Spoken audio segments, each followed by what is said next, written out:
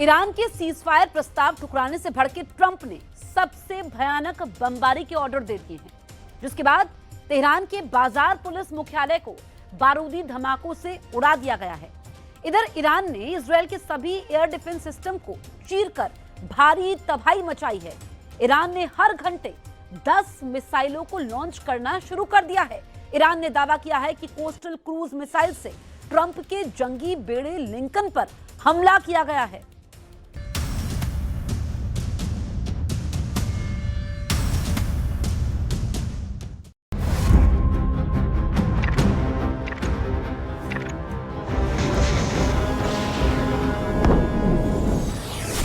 Iran ने अपने Bushehr power plant का बदला इजराइल के हरेदा पावर प्लांट को दहलाकर ले लिया है। ईरान का यह पलटवार बता रहा है कि वो मिसाइल के बदले मिसाइल मारेगा, बम के बदले बम मारेगा, ड्रोन के बदले ड्रोन से जवाब देगा। Oh my God! चाहे इजराइल हो या फिर अमेरिका, ईरान हर हथियार का तोड़ निकाल ले रहा है। ईरान ने ट्रंप के सीज फायर प्लान की कार्ड जैसे निकाल ली है। एक तरफ ट्रंप दावा कर रहे हैं कि ईरान से बात चल रही है। ट्रंप दावा कर रहे हैं कि ईरान टोटल सरेंडर के लिए रेडी है। The other side, I can tell you, they'd like to make a deal. And who wouldn't if you were there? Look, their Navy's gone, their Air Force is gone, their communications are gone. That's the biggest problem. It's very hard to communicate. लेकिन Iran military और leadership Trump से ठीक अलग बयान दे रही है। Iran के supreme leader ने ट्रंप से समझौते से साफ इनकार कर दिया है। ईरान के नए सिक्योरिटी बॉस जनरल जुल्कद्र ने अमेरिका से समझौते पर बिग नो कह रखा है। जिन बाकर कालिबाफ को ट्रंप अपना आदमी समझ रहे हैं, उन्होंने भी सीज फायर को फेक न्यूज कह डाला है। तब अमेरिका ने ईरान में किसे साथ रखा है? वो कौन है जो ट्रंप से डील करने के लिए रेडी है? कतर जैसे देशों ने तो इस पचड़े में फंसने से तौबा कर ली है। कतर के विदेश मंत्रालय का आधिकारिक बयान सुन लीजिए। कतर ने अमेरिका ईरान के बीच पिसने से खुद को कैसे अलग कर लिया है। Qatar is not involved in these talks. Our views about any talks, if they exist, are consistent with our very principled position that all conflicts will end on the negotiation table. समझदार मुल्क हवा का रुख भांप चुके हैं, मगर कुछ मौका परस्त युद्ध को भुनाने में लगे हैं। वो अमेरिका ईरान की डील में बिचौलिया बनने के लिए उतावले हैं। अमेरिका इजराइल ईरान की लड़ाई में नंबर बनाने के चक्कर में कुछ देशों ने हद पार कर दी है। पाकिस्तान का जनरल मुनीर दावा कर रहा है कि वो ट्रंप का पीस प्रस्ताव ईरान को भेज चुका है। तुर्की के स्वयंभू खलीफा एर्दोआन दावा ठोक रहे हैं कि युद्ध की मध्यस्थता वही कर रहे हैं। रूस ने कहा है कि ट्रंप के 15 शर्तों वाले प्रस्ताव की रिपोर्ट भरोसे लायक नहीं है। Такого рода информацию иранские наши друзья нам не передавали. Это первое. Второе. Мы не знаем, насколько достоверны все эти сообщения. रूस की बातें ईरानी मिलिट्री से मेल खाती हैं, जिसने जानकारी दी है कि उसकी सीज फायर पर किसी से कोई बात नहीं हो रही है। इजराइल ने भी युद्ध को रोकने का कोई सिग्नल नहीं दिया है।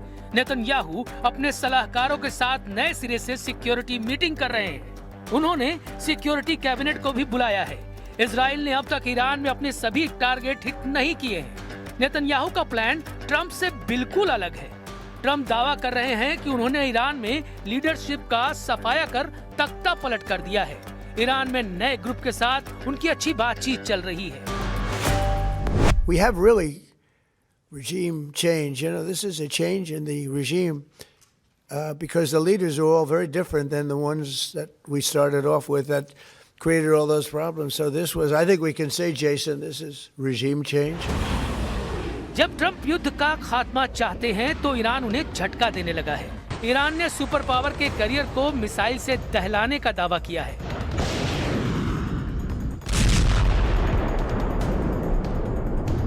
ईरान ने कोस्टल क्रूज मिसाइल से लिंकन करियर को निशाना बनाने का ऐलान किया है। ईरान के जखीरे में कोस्टल क्रूज मिसाइलों की भरमार है, जिसमें कुछ की रेंज 2500 किलोमीटर तक है। जूनियर खमनेई की कुछ कुख्यात कोस्टल क्रूज मिसाइलों की डिटेल जान लीजिए। ईरान रेवोल्यूशनरी गार्ड के navy Abu Mehdi coastal cruise missile से लैस है, जिसकी रेंज 2500 किलोमीटर तक है। ईरान नेवी के पास होविज़े क्रूज मिसाइल है, जो सतह से सतह पर सभी मौसम में हमला करती है। ईरान की सौमार लंबी दूरी की क्रूज मिसाइल है, जो जमीनी टारगेट को निशाना बनाती है। इसके साथ राद, नस्र 1 और कौसर ईरान की बदनाम कोस्टल क्रूज मिसाइलें हैं। समंदर से जमीन पर चलिए, ये इराक में ट्रंप का विक्ट्री कैंप है। ईरान समर्थक लड़ाकों ने सुपर पावर के विक्ट्री कैंप को धुआं कर रखा है। ड्रोन कैमरे से ली गई तस्वीरों में ट्रंप के मिलिट्री कैंप पर बम धमाके साफ देखे जा सकते हैं। बगदाद एयरपोर्ट के करीब यह हमला हुआ है, जहां अमेरिका का ग्रीन जोन है। मतलब इराक में ईरान समर्थक लड़ाकों ने सुपर पावर को घेर कर मारना शुरू कर दिया है। ईरान ने अमेरिका की तरह इजराइल पर भयानक हमले तेज कर दिए हैं।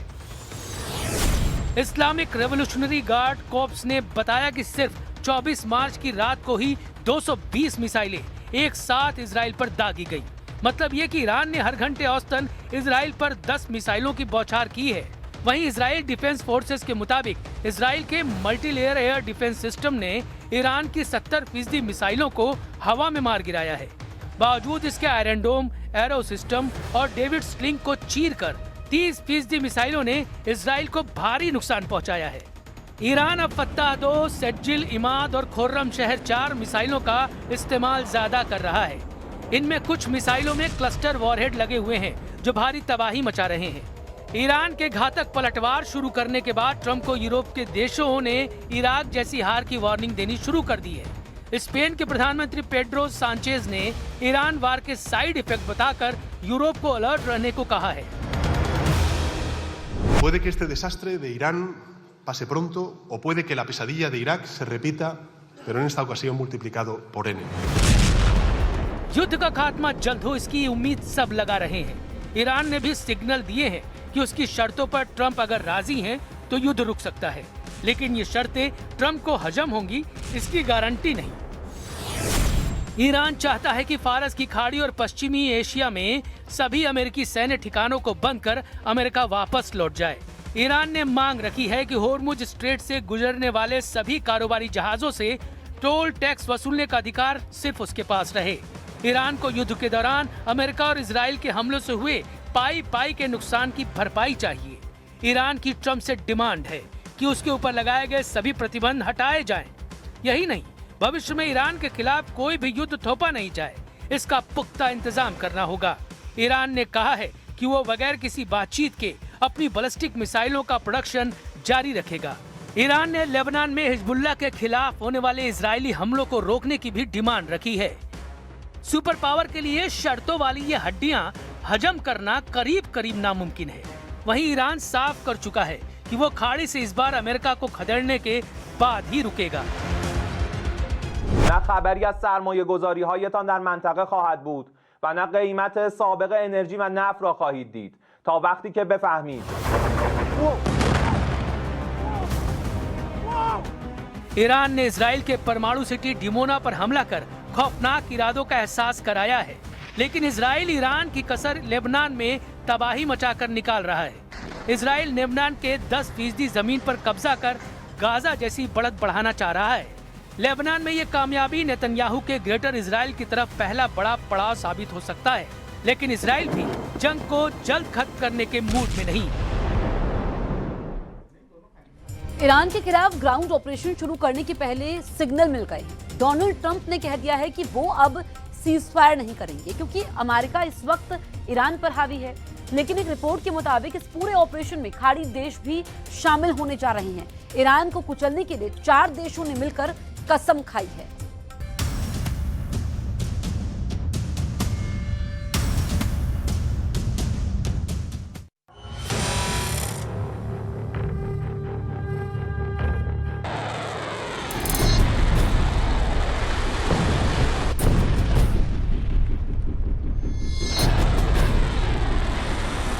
अमेरिका की फौज तैयार है। दुनिया की सबसे खतरनाक फोर्स को डोनाल्ड ट्रंप के फैसले का इंतजार है। ईरान पर चढ़ाई करने के लिए 5000 कमांडो किसी भी वक्त हमला कर देंगे। put up my scope caps now.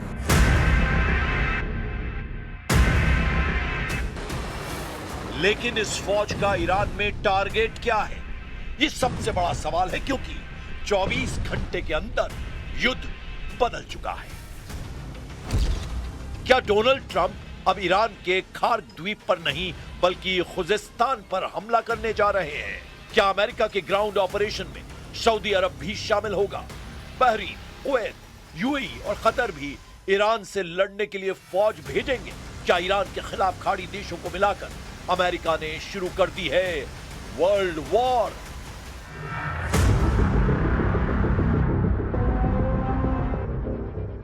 America का ग्राउंड ऑपरेशन बहुत बड़ा टारगेट सेट कर चुका है और इसमें खार्क के साथ खुजेस्तान वाले समीकरण ईरान के लिए बहुत खतरनाक साबित हो सकते हैं।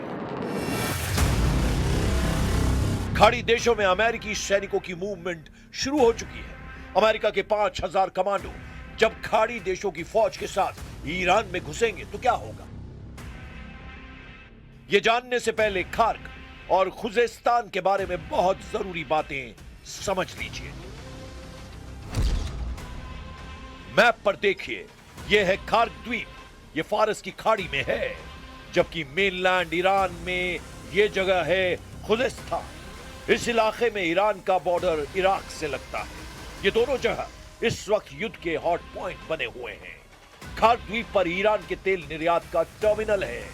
यहीं से उसके 90% तेल का निर्यात होता है, जबकि खार्क द्वीप से जो तेल निर्यात किया जाता है ईरान के खुजेस्तान प्रांत से निकाला जाता है। खुजेस्तान को ईरान की ऊर्जा राजधानी कहा जाता है। ईरान का 80% तेल खुजेस्तान की जमीन से निकाला जाता है।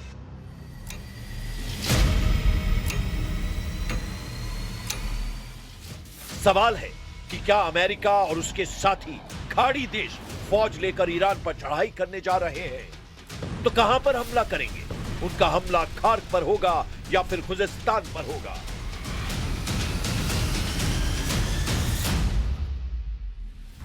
और दोनों मोर्चों में से हमला कहां करना ट्रंप के लिए आसान साबित होगा? अमेरिका की फोर्स खुजेस्तान पर पहले हमला कर सकती है, क्योंकि यह ऐसा इलाका है जहां अमेरिकी सेना को फौज की रसद, सप्लाई और बाकी कम्युनिकेशंस बनाने में कम मुश्किल उठानी पड़ेगी। यह एक समतल इलाका है जहां किसी फौज के लिए ऑपरेशन करना आसान है। लेकिन उससे पहले सवाल कि क्या खाड़ी देश अब अमेरिका के साथ मिलकर ईरान पर चढ़ाई करने जा रहे हैं? अमेरिका और खाड़ी देशों की कोशिश है कि वो इस युद्ध में ईरान के खिलाफ 12,000 सैनिक शुरुआती दौर में उतारें। इनमें सैनिकों से मदद करने के साथ साथ ग्राउंड ऑपरेशन की पूरी फंडिंग ट्रंप ने सऊदी अरब, यूएई, कुवैत, बहरीन और कतर से कराने का फैसला किया है। Well, look, we can have dialogue, but I don't want to do a ceasefire. You know, you don't do a ceasefire when you're literally obliterating the other side. America के साथ खाड़ी देशों का आना पहले मुश्किल नजर आ रहा था, लेकिन अब अमेरिका का मीडिया बता रहा है कि सऊदी अरब ईरान में युद्ध तेज करना चाहता है और इसके लिए क्राउन प्रिंस मोहम्मद बिन सलमान लगातार डोनाल्ड ट्रंप पर दबाव डाल रहे हैं। न्यूयॉर्क टाइम्स की रिपोर्ट है कि सऊदी अरब ने ट्रंप पर दबाव बनाया हुआ है कि युद्ध जारी रखा जाए। क्राउन प्रिंस मोहम्मद बिन सलमान कई बार डोनाल्ड ट्रंप से बात कर चुके हैं। उन्होंने ईरान में सत्ता परिवर्तन तक युद्ध तेज करने के लिए कहा है। सऊदी अरब का साफ मानना है कि ईरान खाड़ी देशों के लिए खतरा है और इस वक्त ईरान को ज्यादा से ज्यादा कमजोर करने की जरूरत है। इसीलिए अमेरिका को अब पीछे नहीं हटना चाहिए। इसीलिए कयास है कि ट्रंप सऊदी अरब और बाकी खाड़ी देशों के कंधे पर रखकर बंदूक चलाना चाहते हैं। वो ईरान के खिलाफ ग्राउंड ऑपरेशन में खाड़ी देशों का इस्तेमाल करेंगे। पहले से ही अमेरिकी सेना सऊदी अरब और बाकी खाड़ी देशों के मिलिट्री बेस का इस्तेमाल कर रही है। ईरान की फौज 6.5 लाख है। इसके अलावा पैरा मिलिट्री फोर्स 2.5 लाख के बराबर है, जबकि ईरान में एक्टिव बसीज फोर्स 20 लाख तक हो सकती है। ईरान ने बता दिया है कि वो नहीं बल्कि उसके दुश्मन इस जंग में झुकेंगे। यानी ईरान का इरादा साफ है कि वो आखिरी दम तक लड़ेगा, चाहे दुश्मन अमेरिका और इजराइल हो या सभी खाड़ी देश जो पहले से अमेरिका की मदद करते आ रहे हैं। वैसे ईरान के खिलाफ खाड़ी देश शामिल हुए तो क्या होगा, क्योंकि इराक पहले ही एक्टिव हो चुका है। इराक में ईरान समर्थित कयातब हिजबुल्लाह ने अमेरिकी अड्डों पर हमले तेज कर दिए हैं। ये एफपीवी ड्रोन अटैक देखिए, कैसे एक क्वाडकॉप्टर एक अमेरिकी अड्डे पर अमेरिकी फौजियों को तलाश रहा है। बाद में जब उसे कुछ नहीं मिलता तो वो अमेरिका के एक ब्लैक हॉक हेलीकॉप्टर से जाकर टकरा जाता है। There is still the risk of escalation if Iran-linked proxy groups mobilize, and by that I mean Hezbollah in Lebanon, Iran-linked militia inside Iraq, and importantly, the Yemen-based Houthi movement that has threatened to attack shipping lanes in the Red Sea and has done so in the past. So we know they have some naval capability that could create disruption. इस युद्ध में तुर्की पर भी सबकी नजर है और Erdogan ने अरब देशों से कहा है कि वो इस युद्ध में शामिल न हो। सऊदी अरब, यूएई और कतर का दौरा करने के बाद तुर्की के विदेश मंत्री को इस बात का एहसास हुआ कि ये सभी देश ईरान के खिलाफ युद्ध में उतरने के लिए तैयार हैं। अमेरिका और इजराइल की शुरू की गई इस जंग में अब सऊदी अरब, यूएई और कतर ईरान के खिलाफ नजर आ रहे हैं, जबकि तुर्की का रुख बता रहा है कि एर्दोआन अब मुस्तफा खामनेई के समर्थन में आ गए हैं।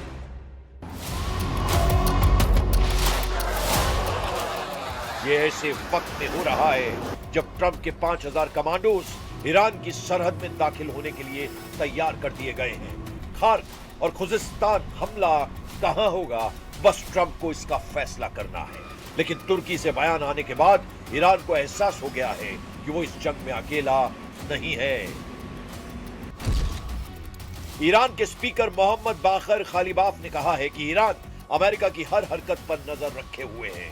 अमेरिका की फौज की गतिविधियां देखी जा रही हैं। अमेरिका के सैनिक ट्रंप और नेतन्याहू की गलत फहमियों का शिकार बनेंगे। ईरान का इम्तिहान लेने की कोशिश न करें ट्रंप। युद्ध की शुरुआत अमेरिका और इजराइल ने की है, लेकिन इस जंग में ईरान लगातार आक्रामक होता जा रहा है। ईरान के विदेश मंत्री अब्बास अरागाची ने अमेरिका और इजराइल को बहुत बड़ी धमकी दी है, डराने की कोशिश की है। अब्बास अरागाची ने कहा है कि नेतन्याहू नहीं चाहते कि दुनिया को पता चले कि ईरान कैसे इजराइल पर पलटवार करके उसे सजा दे रहा है। अरागाची का दावा है कि उनकी रिपोर्ट बताती है कि इजराइल में ईरान की मिसाइलों से बड़ी तबाही मची है। इजराइल की लीडरशिप पैनिक कर चुकी है। इजराइल का एयर डिफेंस फेल हो चुका है। सबसे अहम बात, अरागाची ने कहा है कि अभी तो ईरान ने सिर्फ शुरुआत की है। Well, actually, this is a war imposed on us, and what we are doing is only defending ourselves. We are facing an act of aggression which is absolutely illegal, and what we are doing is the act of self-defense which is legal and legitimate. Iran ने America को अपने missile वाले तेवर फिर दिखाए हैं। ये Iran का क्रूज मिसाइल अटैक है जो अमेरिका के कैरियर यूएसएस अब्राहम लिंकन की तरफ लॉन्च किया गया है।